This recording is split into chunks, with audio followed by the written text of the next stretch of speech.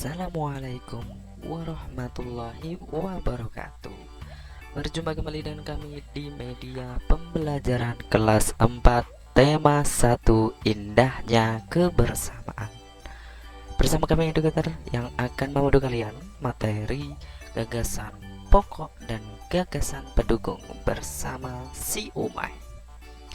Sebelum kita melanjutkan video ini, kalian like dan subscribe channel ini agar kami selalu berkembang memberikan tayangan pembelajaran yang menyenangkan.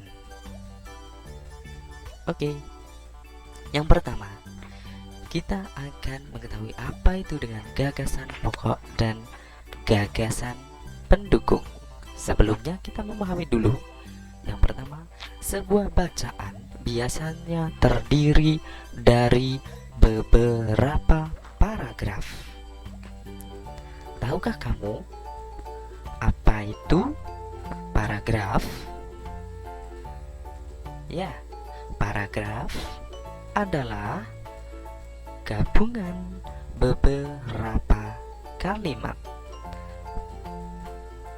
Apa hubungannya sama gagasan pokok dan gagasan pendukung? Ya, terus apa itu gagasan pokok? Jadi gagasan pokok nanti akan ada di dalam paragraf. Langsung saja kita bahas. Gagasan pokok. Gagasan pokok merupakan suatu ide utama yang dibahas dalam suatu bacaan, baik berupa kalimat inti maupun pokok paragraf. Gagasan pokok terdapat dalam kalimat inti atau kalimat utama yang biasanya terletak pada bagian awal atau akhir paragraf. Contoh suatu paragraf ini ya, kalian perhatikan. Biasanya gagasan pokok ada di sebelah sini. Maksudnya ada di awal paragraf atau ada di akhir paragraf. Ya, sebelah sini. Itu akhir paragraf. Kita bahas selanjutnya, gagasan pendukung. Gagasan pendukung adalah uraian atau tambahan informasi untuk gagasan pokok. Gagasan pendukung disebut juga sebagai gagasan penjelas. Gagasan pendukung berfungsi untuk menjelaskan gagasan pokok. Gagasan pendukung dinyatakan lebih dari satu kalimat saja. Gagasan pendukung biasanya terdapat di kalimat kedua dan seterusnya pada setiap paragraf. Coba kita perhatikan contoh ilustrasi di samping kanan. Biasanya gagasan pendukung ada di sekitaran sini. Kita masuk contoh yang pertama.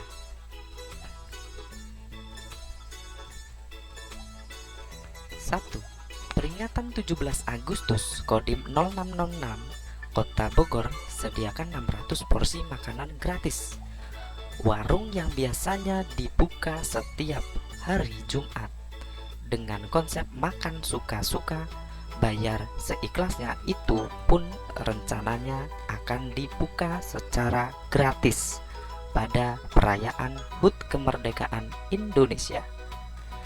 Dengan mengusung konsep Makan Merdeka, Warung Berkah akan menyediakan minimal 600 porsi makanan.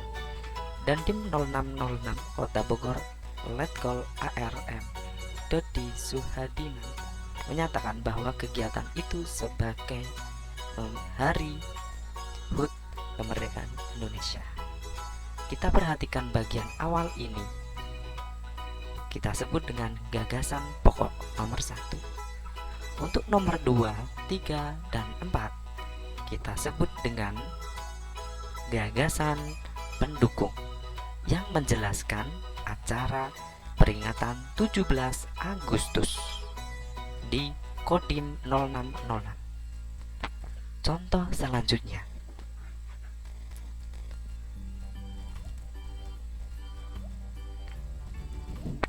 Pak Made dan Pak Udin memastikan saluran selokan lancar. 2. Pak Nur menjamin mengambil sampah dan meletakkannya di gerobak sampah. Setelah kegiatan kerja bakti selesai, warga berkumpul untuk menikmati teh hangat. 5. Mereka senang karena selokan sudah bersih. Kini mereka siap menghadapi musim hujan. Dari sini kita dapat melihat gagasan pokok ada di akhir paragraf karena mereka sudah siap menghadapi musim hujan. Dan gagasan pendukung ada di nomor 1 sampai nomor 4 di awal-awal paragraf. Kesimpulan, gagasan pokok dan gagasan pendukung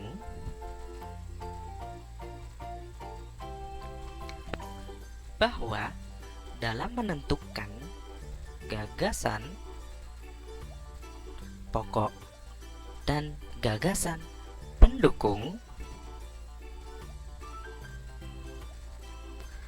dapat digunakan dengan langkah-langkah berikut ini.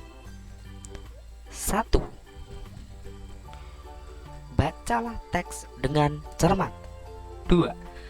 Temukan kalimat utama atau kalimat inti di setiap paragraf untuk menentukan gagasan pokoknya.